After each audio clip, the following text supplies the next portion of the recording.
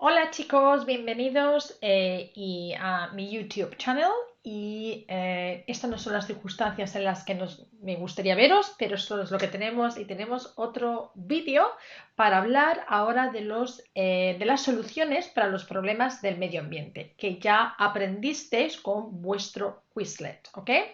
So you know how this works. I'm gonna be giving you instructions, and then you need to have your OneNote open, and you're gonna be interacting with me through your OneNote and filling in, the activities and the boxes that you have on the right of your screen there. ¿Ok? So, lo primero, chicos, es muy fácil. Vais a repetir conmigo. Quiero primero que os acostumbréis a usar este vocabulario. Now, the problems of the environment, as you can see, there's not a lots of vocabulary, but some of the vocabulary now starts getting now very, very specific and much harder. This is much harder than the topics we've done before, which is why we do it in year 11. So you will need to take your time. You will need to know your sentence builders really well. And as you can see, the chunks are much bigger than they have been for so far. Okay, you got really big chunks, but you can remember, you can manipulate once you know them, and then you can use in different tenses, and that's going to give you a lot of points. So first of all, just repeat with me. I know you need to be in your room. You may look a little bit silly, but just repeat after me. Okay, so vamos a empezar nuestra frase diciendo para mejorar, remember, mejorar was to improve, o proteger, to protect, el medio ambiente. Careful, some people in exams they just write ambiente or just medio, and it's wrong. Has to be both, el medio ambiente. Para proteger el medio ambiente, if you want to say en casa, repetir, se debe. ¿Ok? Debemos. Se debe, debemos. Very nice verb. I really like this verb. The verb se debe and debemos, okay, actually comes from the verb. So I'm just trying to get my pen there. Sorry about that. So we're going to have the pen. Yeah. It comes from the verb deber.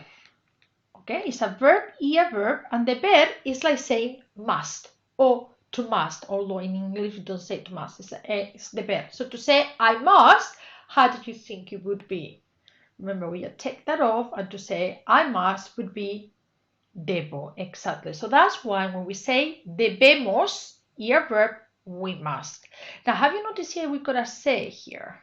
Se, sometimes when we put it in front, it could mean one. If you say se puede, one can. Se debe, one must. So what we're using is basically se, one. It's not my mother, it's not my friend, it's not he or she, it's one, se debe. And it's really good for this topic of the environment. Okay? So, seguimos. Se debe, debemos.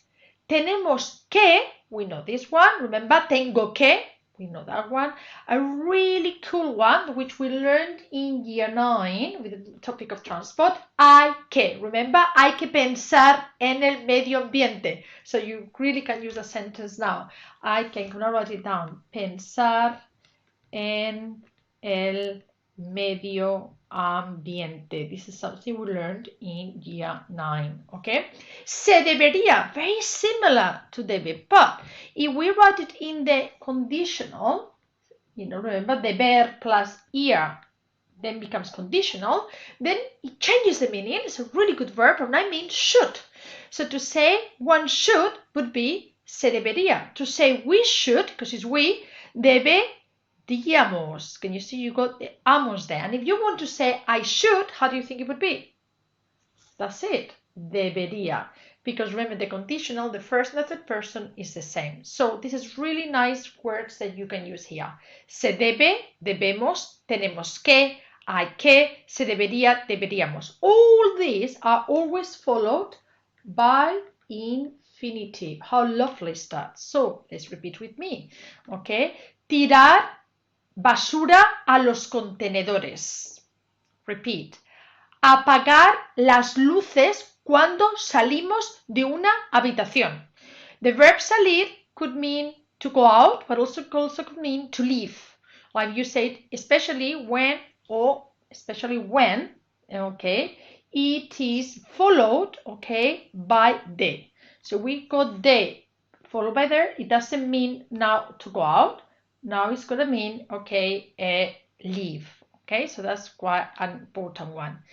Encender las luces cuando no hace falta. Ducharse en vez de bañarse.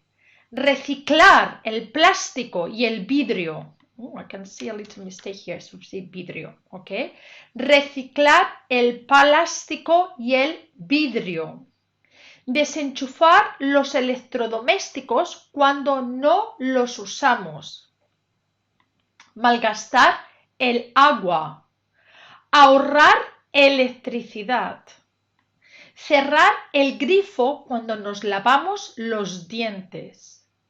Proteger los bosques y la vida marina. So I can say something like, para mejorar el medio ambiente se debe apagar las luces cuando salimos de una habitación.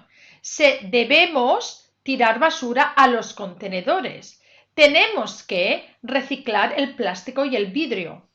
Hay que desenchufar los electrodomésticos. Or you could say, no se debería malgastar el agua. So you create your sentences. Now you're going to give a little bit information about yourself. So you could say, por desgracia, unfortunately, lovely expression, tengo la mala costumbre de. So how do you think it would be? I had.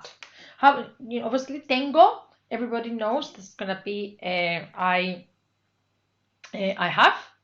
Okay, how would it be? I had. So the answer would be tenía.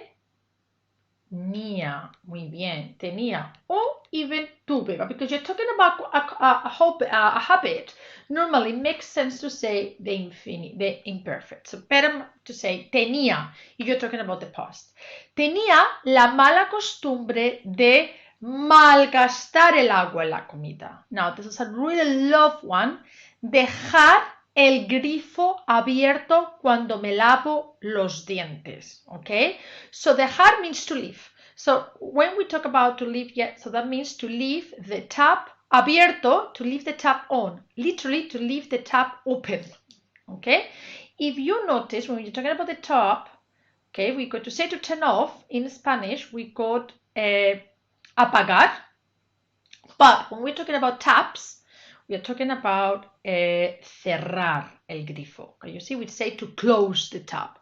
Okay, so the normal verb to turn on, apagar, and to turn on, encender.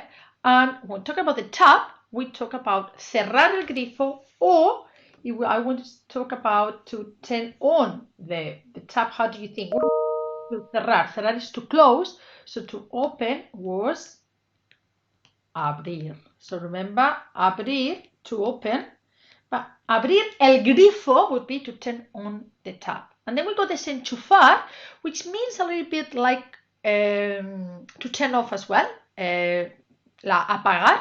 The difference is literally desenchufar is actually to unplug, okay? But you could say as well, instead of desenchufar los electrodomésticos, apagar los electrodomésticos, okay?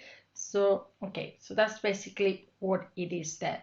So lovely. Now what I would like you to do now is to go to your OneNote at the moment and to learn this vocabulary with the Quizlet. It's a lot of vocabulary. So this lesson, you just need to do this and do the vocabulary. So can you please do that? And there will be another video to do other activities with this vocabulary. Very important that you do know this vocabulary. And of course, you revise as well the other sentence builder that was already there from last week on the problems. So we got the problems. And now we've learned the solutions. Okay. Gracias. Sí. Adiós.